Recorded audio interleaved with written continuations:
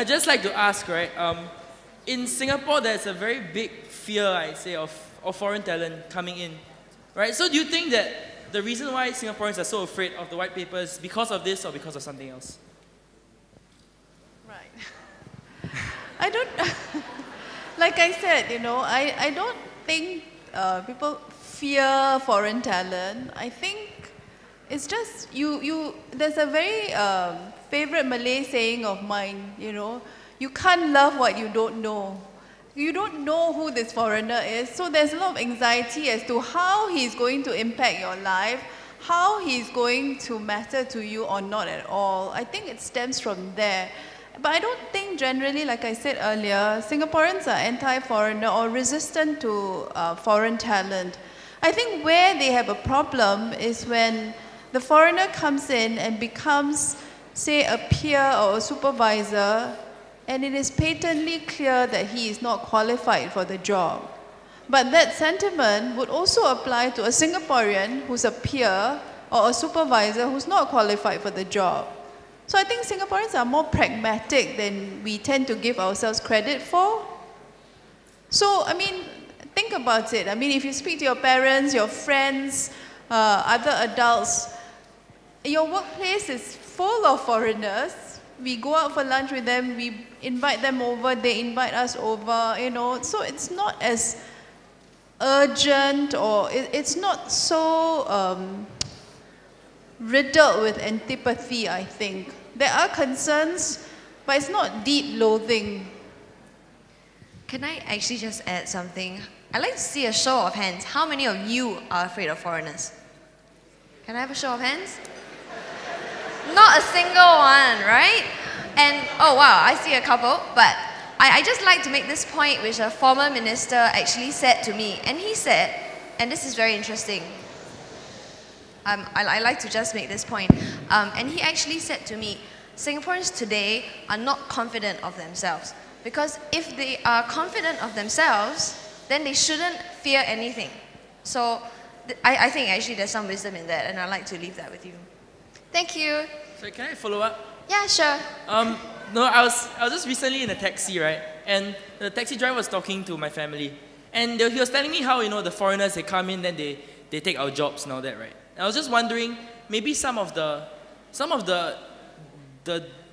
feelings that they have, right, about why they don't like the white paper might be because of that. What do you think? No? Yes, I think you asked the same question a different way. Was that a trick question? No, like, I want to... Why would Singaporeans not accept this then? I think what you're trying to drive at, and correct me if I'm wrong, I think it is true. In some sectors and at some job levels, I think that sense of discomfort that, hey, you know, this competition is not genuine, this game is stacked against me because, you know, in my office there was one IT worker from this country, and then next thing I know there are 5 more of them from the same country.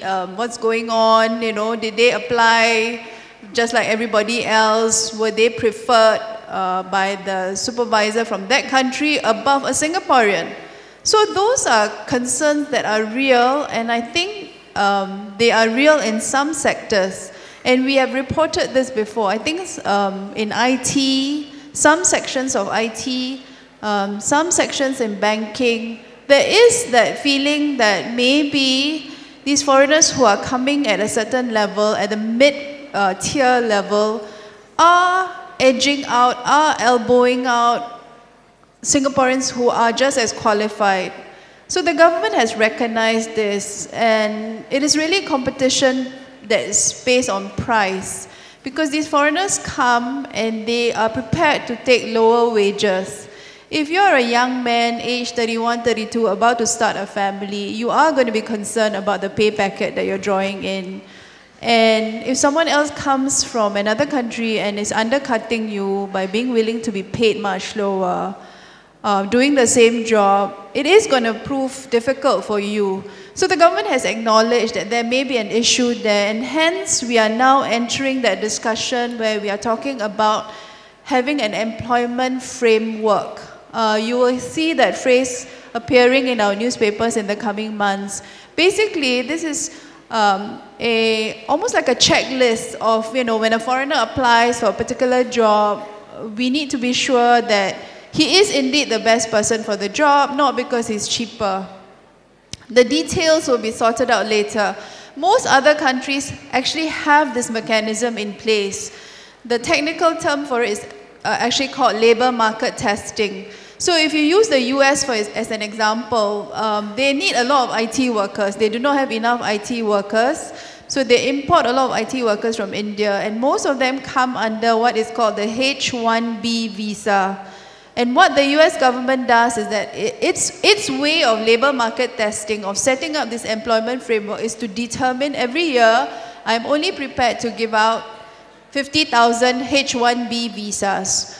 You, as a company out there, you go and decide and apply for 10 H-1B visas, however many number you can get, and if your preferred foreign worker jumps through the various hoops and gets employed, once that quota of 80,000 is met, the door is closed. So that's one example of how to enforce some form of labor market testing to ensure that your citizens get some sort of protection, but not too onerous that the door becomes closed and you don't get foreigners and your economy will lack that vibrancy that you need from an infusion of talent overseas. Okay, thank you. Thank you for the question. Hi. Up here. Hi. Okay, one of the main focuses, right, as you mentioned, was to increase economic vibrancy. I want to know, could the government focus more on improving local talent and local efficiency and quality of our own people before they focus on quantity? Like nurturing local talent before they focus on inviting our foreigners? Yeah. That's an interesting question. Actually, I'd quite like to ask you, what makes you think that they're not focusing on local people? As in,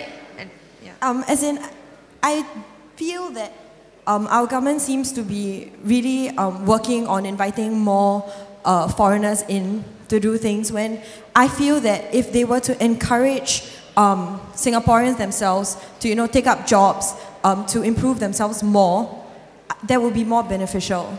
That's a good point that you make, and I think it's rather unfair to say that the government is not doing that, because actually if you look at the recent budget, our DPN Tharman, he had rolled out many initiatives that focused on the Singaporean core, and some examples, for example, are giving bigger handouts to the needy, job skilling, actually giving workers the capabilities that they need, and this wage credit scheme, which is actually they are actually footing the bill at 40% of any wage increase for local workers.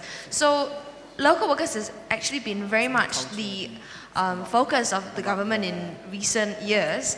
In fact, business investors from the US and UK have actually expressed concern that the government is now looking inwards too much, that they fear that overseas companies and foreigners are no longer welcome to Singapore. But I think the government has to be balanced in the sense that, yes, Singaporeans, definitely, they have to be number one. We will focus on developing your skills, giving you a good job, but then beyond that, having a good business environment so that people will still want to come in and still want to invest in Singapore so that we have a good future. So I think that they are doing that, through many initiatives. Thank you. Thank you.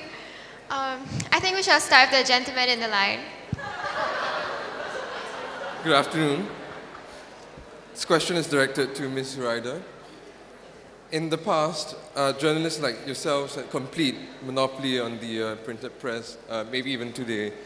Can you speak up a little? I'm having difficulty comprehending what you're saying.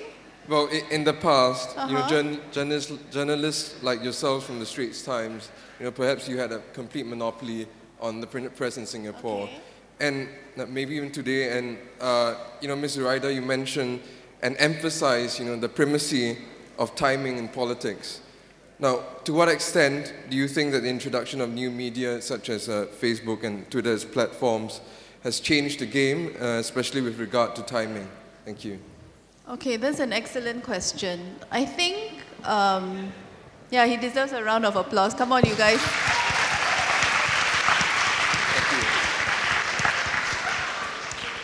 I think, not just in Singapore, everywhere, if you were to do a poll of everyone who's running a government right now, and I can bet you they will tell you that they wish social media did not exist. Even though they might tweet and Facebook all the time, social media has been quite a challenge for even the most vociferous politician that you can think of. And the reason is very simple. Social media is direct, immediate. It makes every one of us a publisher. It makes every one of us just as powerful as a publication as big as the Straits Times. And that really is the truth of the matter when it comes to the impact of social media, the potential of social media. Most governments, because of social media, are living under what they call a 24/7 referendum. What that means is that every decision I make, every corner I turn, every move I make, Obama has a burger, the burger is reported, the size of the burger, how big his bite was in that burger, is reported around the world within seconds.